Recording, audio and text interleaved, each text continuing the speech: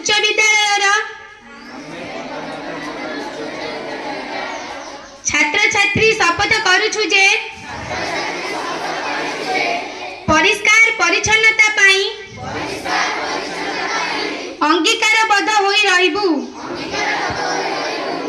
एवं सेथिपाई समय देबु। सर्वप्रथमे आमे एही कार्य आमठारु आरंभ करिबु। आम विद्यालय घर बस्ती और ग्राम शहर को सफा सुतरा रखिबा पाई यथासाध्य उद्यम करिबु। आमे कोनोसी स्थान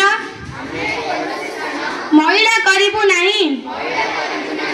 अपरिष्कार स्थान को आमे निजे एवं अन्यर साहाय्य सफा करिबु। स्वच्छ और सुस्थ परिवेश गठन आमर मूल लक्ष्य।